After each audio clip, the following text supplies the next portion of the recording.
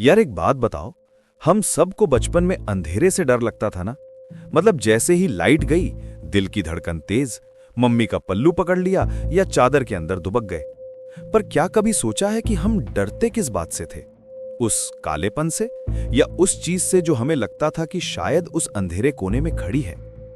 नमस्ते दोस्तों, मैं हूं आपका दोस्त। आज हम एक बड़ी कमाल की किताब के बारे में बात करने वाले हैं। Dark psychology, mind control and manipulation secrets. देखो भाई, ये कोई किताबी लेक्चर नहीं है, बल्कि हमारे दिमाग के उस डार्क साइड की कहानी है जिसे हम अक्सर इग्नोर कर देते हैं। नॉर्टन रेवन कहते हैं कि चोट शरीर पर लगे तो ठीक हो जाती है, पर जो चोट दिमाग पर लगती है ना, वो असल में असली दर्द देती है। तो चलिए आज इस अंधेरे की गहराई को समझते हैं। काले रंग का लोचा, द मीनिंग ऑफ ब्लैक। अच्छा चलो काले रंग की बात करते हैं। साइंस तो कहता है कि भाई काला कोई रंग ही नहीं है, बस जहां रोशनी नहीं वहां काला। पर हमारे दिमाग के लिए काला रंग बहुत कुछ है। अब खुद ही सोचो, जब हम दुखी होते हैं या लाइफ में लो फील करते हैं तो हमें चमक दमक अच्छी नहीं लगती। हमें बस एक कोना चाहिए होता है जहां कोई ना हो। यहां काला रंग उदासी बन जाता है।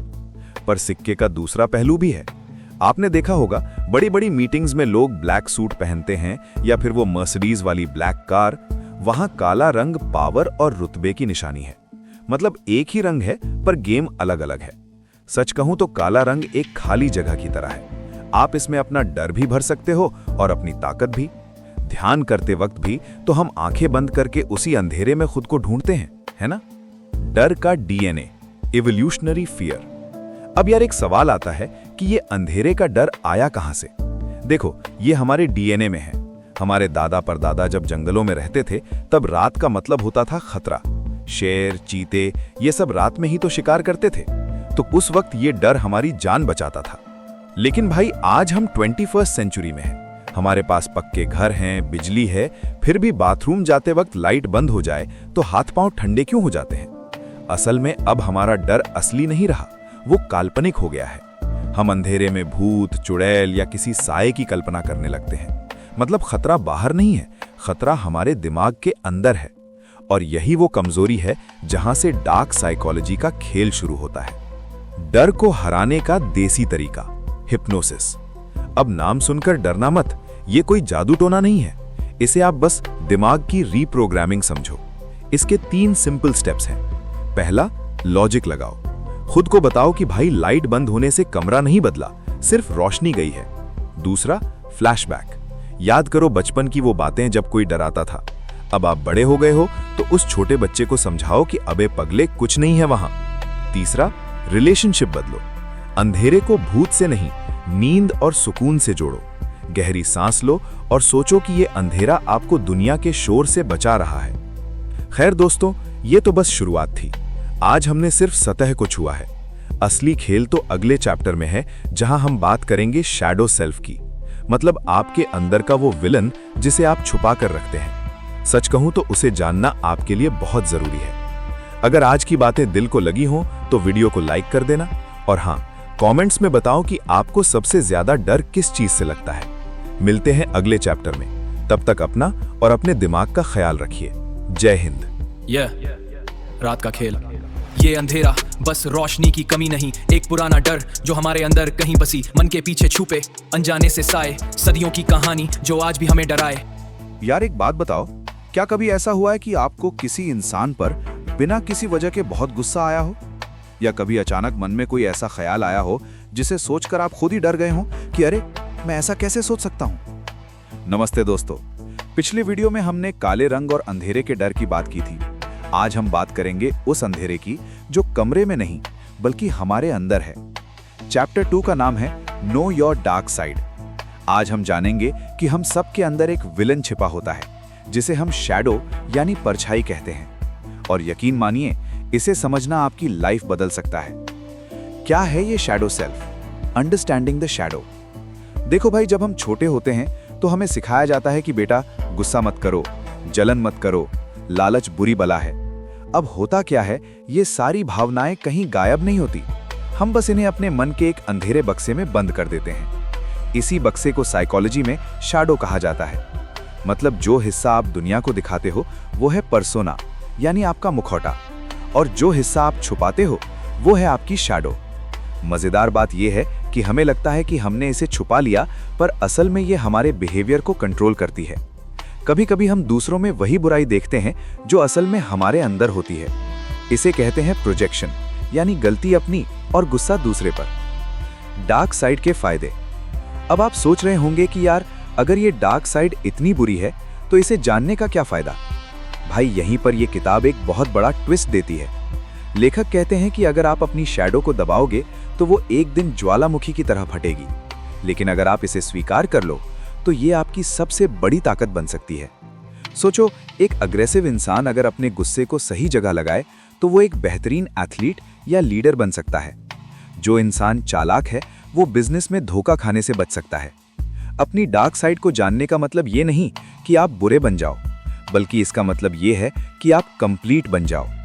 जब आप अपनी कमियों को जान लेते हो तो कोई दूसरा उन्हें आपके खिलाफ इस्तेमाल नहीं कर पा रहा होता। खुद की शैडो को कैसे पहचाने? Practical exercise.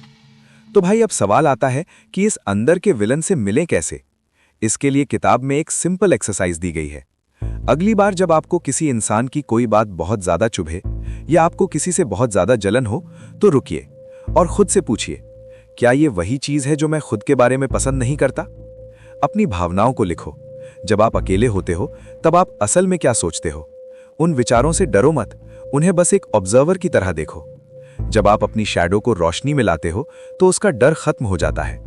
जैसे अंधेरे कमरे में लाइट जलाते ही भूत गायब हो जाता है, वैसे ही अवेयरनेस आते ही ये डार्क साइड आपको कंट्रोल करना बंद कर देती है। सच कहूं तो दोस्तों, खुद से मिलना दुनिया का सबसे मुश्किल काम है, पर सबसे ज्यादा जरूरी भी। अपनी परछाई से भागो मत, उसे अपना दोस्त बना लो। अगले वीडियो में हम एक और खतरनाक टॉपिक पर बात करेंगे, डिसेप्शन यानी धोखा।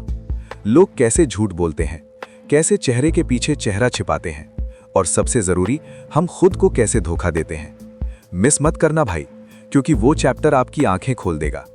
वीडियो अच्छा लगा हो तो सब्सक्राइब कर लेना, वरना इस डार्क वर्ल्ड की भीड़ में हम कहीं खो जाएंगे। मिलते हैं अगले चैप्टर में। Take care. रात का खेल। ये अंधेरा बस रोशनी की कमी नहीं, एक पुराना डर जो हमारे अंदर कहीं बसी, मन के पीछे छुपे अनजाने से साए, सदियों की कहानी जो आज भी हमें डराए। यार एक पुरानी कहावत है, हर चमकती चीज सोना नहीं होती। पर आज के दौर में मैं तो ये कहूंगा कि हर मुस्कुराता हुआ चेहरा सच्चा नहीं होता।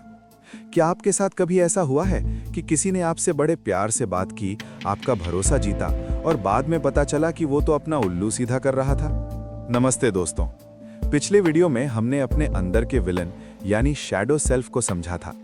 आज हम बात करेंगे डार्क साइकोलॉजी के सबसे पुराने और सबसे खतरनाक हथियार की, जिसे कहते हैं डिसेप्शन यानी धोखा। आज हम जानेंगे कि ये दुनिया कैसे और क्यों झूठ के सहारे चलती है और कैसे आप इस जाल से बच सकते हैं। चलिए गहराई में उतरते हैं। लोग धोखा देते क्यों हैं? The psychology of deception. देखो भाई, धोखा देना कोई आज की बात नहीं है, ये इंसानी फितरत में है। किताब कहती है कि लोग धोखा दो वजहों से देते हैं, या तो कुछ पाने के लिए या कुछ बचाने के लिए।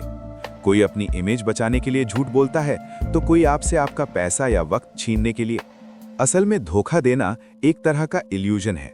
जैसे जादूगर आपको वो दिखाता है जो वो चाहता है, वैसे ही एक मैनिपुलेटर आपके सामने ऐसी कहानी बुनता है कि आपको झूठ भी सच लगने लगता है।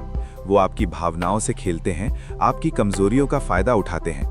और सबसे डरावनी बात, हमें अक्सर तब तक पता नहीं चलता जब तक चिड़िया खेत चुग न जाए। सेल्फ डिसेप्शन, खुद से बड़ा झूठ। लेकिन रुकिए, दूसरों के धोखे से भी बड़ा एक धोखा है जो हम खुद को देते हैं। इसे कहते हैं सेल्फ डिसेप्शन। हम अक्सर खुद को यकीन दिला देते हैं कि सब ठीक है, या वो इंसान बुरा नहीं है, बस उसका वक्त खराब है। क्यों? क्योंकि सच बहुत कड़वा होता है और उसे स्वीकार करना भारी पड़ता है। हम अपनी गलतियों पर पर्दा डालते हैं, खुद को बहाने देते हैं। किताब में लिखा है कि जब तक आप खुद से सच नहीं बोलेंगे, तब तक दुनिया आपको बेवकूफ बनाती रहेगी। जिस दिन आपने खुद को आईने में सही सही देख लिया, समझो आधा माइंड गेम तो आपने वहीं जीत लिया। धोखेबाजों को कैसे पहचानें? How to detect deception. देखो भाई, मुद्दे की बात, बचें कैसे? देखो, धोखेबाज कितना भी शातिर हो, वो कहीं ना कहीं सुराग छोड़ता ही है। किताब कुछ रेड फ्लैग्स बताती है। पहला, ओवर एक्सप्लेनेशन। अगर कोई छोटी सी बात को बहुत बढ़ा चढ़ाकर और बहुत सारे डिटेल्स के साथ बता रहा है तो समझो दाल में कुछ काला है। वो अपने झूठ को सच साबित करने की कोशिश कर रहा है। दूसरा, बॉडी लैंग्वेज का मिसमैच। चेहरा मुस्कुरा रहा है पर आंखें ठंडी हैं, या कोई बोल कुछ रहा है और उसके हाथ पैर कुछ और कह रहे हैं। तीसरा, इमोशनल ब्लैकमेल। अगर कोई आपको बार बार अपराध बोध यानी गिल्ट महसूस करा के अपना काम निकलवा रहा है तो भाई संभल जाओ, ये भी धोखे का ही एक रूप है।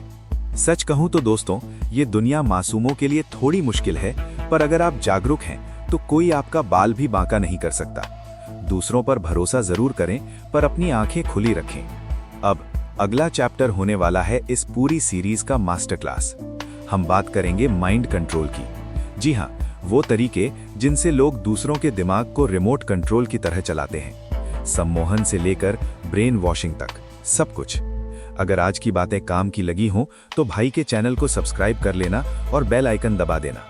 कमेंट्स में बताओ, क्या आपने कभी किसी के धोखे को रंगे हाथों पकड़ा है? मिलते हैं अगले चैप्टर में। जय हिंद।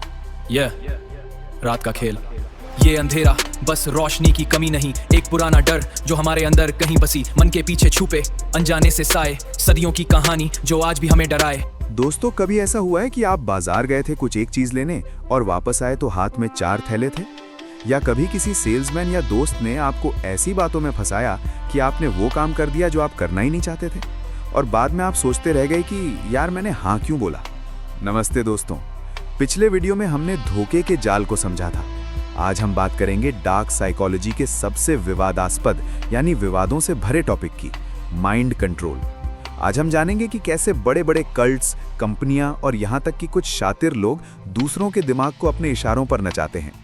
ये चैप्टर थोड़ा लंबा है तो आराम से बैठिए, क्योंकि आज हम दिमाग की चाबी ढूंढने वाले हैं। माइंड कंट्रोल का इतिहास। देखो भाई, माइंड कंट्रोल कोई नई चीज नहीं है।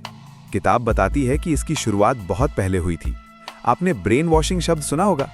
कोरियाई युद्ध के दौरान ये बहुत मशहूर हुआ था। CIA जैसी बड़ी एजेंसियों ने इस पर सालों रिसर्च की है कि कैसे किसी इंसान की सोच, उसकी यादें और यहाँ तक कि उसकी पहचान बदली जा सकती है। पर सवाल ये है कि क्या ये सच में मुमकिन है? जवाब है हाँ, लेकिन ये वैसा नहीं है जैसा फिल्मों में जादू की छड़ी घुमाकर दिखाया जाता है। ये धीरे धीरे किश्तों में किया जाता है। इसे कहते हैं माइंड गेम्स खेलना। कैसे काम करता है ये खेल? अब जरा ध्यान से सुनना। माइंड कंट्रोल के कुछ खास तरीके होते हैं जो ये शातिर लोग इस्तेमाल करते हैं। पहला है आइसोलेटिंग, यानी अलग थलग करना। वो पहले आपको आपके अपनों से, आपके दोस्तों से दूर करेंगे ताकि आपकी लाइफ में उनकी आवाज सबसे ऊंची हो जाए। दूसरा है रेपिटेशन, यानी बार बार दोहराना। एक ही झूठ को, एक ही विचार को इतनी बार आपके कानों में डाला जाता है कि आपका दिमाग उसे सच मानने लगता है। और तीसरा, सबसे खतरनाक, इमोशनल मैनिपुलेशन। वो आपके डर, आपके लालच या आपकी किसी पुरानी कमी का फायदा उठाते हैं। वो आपको यकीन दिला देते हैं कि उनके बिना आपकी लाइफ में कुछ नहीं हो सकता। सम्मोहन और सब्लिमिनल मैसेज। किताब में एक और मजेदार बात बताई गई है, हिप्नोसिस और सब्लिमिनल मैसेज। आपने देखा होगा कुछ विज्ञापनों में आवाज या तस्वीरें इतनी तेजी से आती हैं कि हमारा कॉन्शियस माइंड उन्हें पकड़ नहीं पाता, पर हमारा सबकॉन्शियस यानी अचेतन मन उन्हें सोख लेता है। सम्मोहन का मतलब ये नहीं है कि आप सो गए। इसका मतलब है कि आप इतने फोकस्ड हो गए कि आपकी तर्क करने की शक्ति यानी लॉजिक कम हो गई। माइंड कंट्रोल करने वाले लोग अक्सर ऐसी ही स्थिति का फायदा उठाते हैं जहां आप सवाल पूछना बंद कर देते हैं और बस फॉलो करना शुरू कर देते हैं। क्या ये गलत है और बचाव कैसे करें? Ethical side and protection. अब एक बड़ा सवाल, क्या माइंड कंट्रोल करना पाप है? देखो भाई, जैसे चाकू से सब्जी भी कटती है और गला भी, वैसे ही ये तकनीकें हैं। डॉक्टर इसका इस्तेमाल बुरी आदतें छुड़ाने के लिए करते हैं और मैनिपुलेटर्स लूटने के लिए। फैसला नीयत पर होता है। बचने का सिर्फ एक तरीका है, स्केप्टिसिज्म यानी संदेह करना। जब भी कोई आपको बहुत ज्यादा इन्फ्लुएंस करने की कोशिश करे तो रुक कर पूछिए कि ये मैं क्यों कर रहा हूं? क्या ये मेरा फैसला है या किसी और का डाला हुआ विचार है? अपनी जागरूकता को कभी सोने मत दो। तो दोस्तों, आज हमने देखा कि दिमाग की वायरिंग कितनी नाजुक हो सकती है। खुद के दिमाग के मालिक खुद बनिए, वरना दुनिया तो ठेका लेने के लिए तैयार बैठी है। अगले वीडियो में हम बात करेंगे द डार्क ट्रायड की। ये वो 3 पर्सनालिटी ट्रेट्स हैं जो दुनिया के सबसे खतरनाक अपराधियों और तानाशाहों में पाए जाते हैं। क्या आपके आसपास भी ऐसा कोई खतरनाक इंसान है? जानेंगे अगले चैप्टर में। अगर आज की जानकारी ने आपके दिमाग की बत्ती जलाई है तो भाई के वीडियो को लाइक जरूर करना। मिलते हैं अगले वीडियो में। जय हिंद। रात का खेल, ये अंधेरा बस रोशनी की कमी नहीं, एक पुराना डर जो हमारे अंदर कहीं बसी, मन के पीछे छुपे अनजाने से साए, सदियों की कहानी जो आज भी हमें डराए। यार, कभी किसी ऐसे इंसान से मिले हो जो शुरू में तो बड़ा प्यारा लगता है, पर धीरे धीरे आपको महसूस होता है कि उसके अंदर दया भाव नाम की कोई चीज ही नहीं है, जिसे बस अपनी जीत से मतलब है, चाहे उसके लिए उसे किसी को भी कुचलना पड़े। अगर हाँ तो भाई संभल जाओ। नमस्ते दोस्तों, पिछले वीडियो में हमने माइंड कंट्रोल को समझा था। आज हम बात करेंगे उन 3 पर्सनालिटी ट्रेट्स की जिन्हें साइकोलॉजी में द डार्क ट्रायड कहा जाता है। ये वो 3 लक्षण हैं जो दुनिया के सबसे बड़े तानाशाहों और शातिर अपराधियों में पाए जाते हैं। आज का वीडियो सिर्फ जानकारी के लिए नहीं बल्कि आपकी सुरक्षा के लिए है। चलिए शुरू करते हैं। पहला चेहरा, नार्सिसिज्म यानी खुद से प्यार। देखो भाई, थोड़ा बहुत खुद को पसंद करना तो ठीक है, पर ये लोग अलग ही लेवल पर होते हैं। इन्हें लगता है कि दुनिया इनके चारों ओर घूमती है। इन्हें हर वक्त तारीफ चाहिए, स्पेशल ट्रीटमेंट चाहिए। इनके साथ दिक्कत क्या है, ये आपको सिर्फ एक सीढ़ी की तरह इस्तेमाल करते हैं। जब तक आप उनकी तारीफ कर रहे हो, आप उनके बेस्ट फ्रेंड। जिस दिन आपने उन्हें आईना दिखाया, आप उनके सबसे बड़े दुश्मन। इनके अंदर एम्पैथी यानी दूसरों का दर्द समझने की क्षमता 0 होती है। मतलब आप रो रहे हो और वो सोच रहे होंगे कि यार ये रोकर मेरा मूड क्यों खराब कर रहा है। दूसरा चेहरा, मैकियावेलियनिज्म यानी शातिर चालबाज। दूसरा है मैकियावेलियनिज्म। ये नाम एक मशहूर इटालियन लेखक के नाम पर पड़ा है। ये लोग मास्टर मैनिपुलेटर होते हैं। इनका सीधा सा मंत्र है, मकसद पूरा होना चाहिए, तरीका चाहे जो भी हो। The end justifies the means. ये लोग बहुत ठंडे दिमाग के होते हैं। ये आपसे दोस्ती करेंगे, आपका भरोसा जीतेंगे, पर सिर्फ इसलिए ताकि वो अपना कोई काम निकलवा सके। ये भावनाओं में नहीं बहते। ये हर चीज को एक शतरंज की चाल की तरह देखते हैं। अगर आपके ऑफिस या फ्रेंड सर्कल में कोई ऐसा है जो हमेशा लोगों को एक दूसरे के खिलाफ भड़काता है और खुद साफ निकल जाता है, तो समझ जाओ आप एक मैकियावेलियन के साथ हो। तीसरा और सबसे खतरनाक, साइकोपैथी यानी भावनाहीन। अब भाई, साइकोपैथ का मतलब सिर्फ वो नहीं जो फिल्मों में कुल्हाड़ी लेकर घूमता है। असल जिंदगी में ये बहुत ही चार्मिंग और समझदार दिख सकते हैं। इनकी सबसे बड़ी पहचान ये है कि इन्हें कभी गिल्ट यानी पछतावा नहीं होता। ये झूठ बोलेंगे, धोखा देंगे, चोरी करेंगे और पकड़े जाने पर भी इनकी आंखों में शर्म नहीं दिखेगी। इनके लिए लोग सिर्फ ऑब्जेक्ट्स यानी वस्तुएं हैं। किताब कहती है कि ऐसे लोग अक्सर ऊंचे पदों पर भी पहुंच जाते हैं क्योंकि ये बड़े बड़े रिस्क लेते वक्त डरते नहीं हैं। बचाव कैसे करें? How to protect yourself. अब आप सोच रहे होंगे कि भाई इनसे बचें कैसे? देखो, डार्क ट्रायड वाले लोगों को बदलना नामुमकिन है, तो बेस्ट तरीका है ग्रे रॉक मेथड। यानी इनके सामने इतने बोरिंग बन जाओ कि उन्हें आपसे कोई मजा ही ना आए। अपनी कोई भी इमोशनल बात इनके साथ शेयर मत करो। और सबसे जरूरी, अपनी गट फीलिंग यानी दिल की आवाज पर भरोसा करो। अगर आपका दिल कह रहा है कि कुछ गड़बड़ है, तो यकीन मानिए गड़बड़ है। ऐसे लोगों से जितना हो सके दूरी बना लो। तो दोस्तों, आज हमने इंसानी फितरत के सबसे अंधेरे कोनों को देखा। उम्मीद है अब आप लोगों को बेहतर पहचान पाएंगे। अगले और आखिरी वीडियो में हम बात करेंगे द सबकॉन्शियस माइंड की। हम सीखेंगे कि कैसे अपने दिमाग की इस सुपर पावर को जगाकर हम खुद को इन मैनिपुलेटर्स से बचा सकते हैं और अपनी लाइफ को कंट्रोल कर सकते हैं। आखिरी चैप्टर है, तो इसे बिल्कुल मिस मत करना। वीडियो पसंद आया हो तो लाइक करना और उन दोस्तों के साथ शेयर करना जो थोड़े मासूम हैं। मिलते हैं आखिरी चैप्टर में। जय हिंद। रात का खेल, ये अंधेरा बस रोशनी की कमी नहीं, एक पुराना डर जो हमारे अंदर कहीं बसी, मन के पीछे छुपे अनजाने से साए, सदियों की कहानी जो आज भी हमें डराए। दोस्तों, क्या आपको पता है कि आपके दिमाग का सिर्फ 5 से 10% हिस्सा ही वो है जिसे आप कंट्रोल करते हो। बाकी का 90% हिस्सा, जिसे हम सबकॉन्शियस माइंड कहते हैं, वो बैकग्राउंड में चल रहा है, बिल्कुल एक सुपर कंप्यूटर की तरह। अब सोचो, अगर आपको उस सुपर कंप्यूटर का एक्सेस मिल जाए तो क्या होगा। नमस्ते दोस्तों, हम इस सीरीज के अंत में पहुंच गए हैं। पिछले 5 चैप्टर्स में हमने डार्क साइकोलॉजी के हर काले पहलू को देखा, धोखा, माइंड कंट्रोल और खतरनाक लोग। आज हम सीखेंगे कि कैसे अपने ही सबकॉन्शियस माइंड की शक्ति का इस्तेमाल करके आप इन सब चीजों से ऊपर उठ सकते हैं। ये वीडियो इस सीरीज का सबसे जरूरी हिस्सा है क्योंकि यहीं से आपकी मास्टरी शुरू होती है। क्या है ये subconscious mind? The power with in. देखो भाई, सबकॉन्शियस माइंड को एक उपजाऊ जमीन की तरह समझो। आप इसमें जो बीज डालोगे वही उगेगा। अगर आप इसमें डर, शक और मैं नहीं कर सकता जैसे विचार डालोगे तो आपकी जिंदगी वैसी ही बन जाएगी। वहीं अगर आप इसमें कॉन्फिडेंस और पॉजिटिविटी डालोगे तो ये आपको मैनिपुलेटर्स के खिलाफ एक लोहे की दीवार बना देगा। किताब कहती है कि डार्क साइकोलॉजी वाले लोग अक्सर आपके इसी सबकॉन्शियस हिस्से पर हमला करते हैं। वो आपको नीचा दिखाते हैं ताकि आपके दिमाग में ये बैठ जाए कि आप कमजोर हो।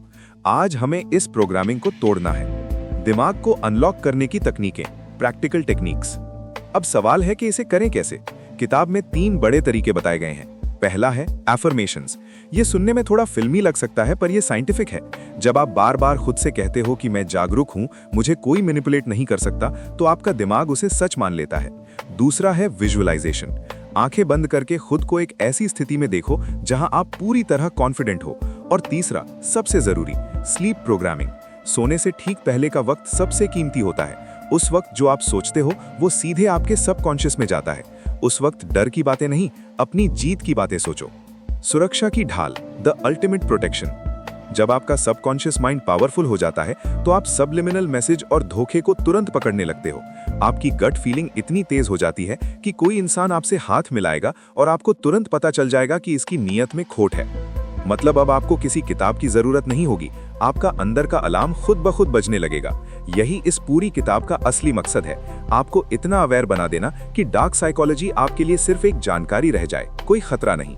तो दोस्तों, नॉर्टन रेवन की इस किताब का सफर यहाँ खत्म होता है। हमने अंधेरे से शुरू किया और आज हम अपने अंदर की रोशनी तक पहुंच गए हैं। याद रखिए, डार्क साइकोलॉजी बुरी नहीं है, बस इसका गलत इस्तेमाल बुरा है। जैसे ही आप इसे समझ लेते हो, इसकी ताकत खत्म हो जाती है।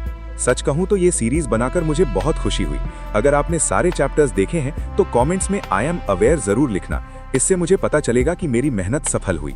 जाने से पहले अगर आप चाहते हैं कि मैं किसी और ऐसी ही किताब पर सीरीज बनाऊं तो कमेंट्स में नाम जरूर बताना।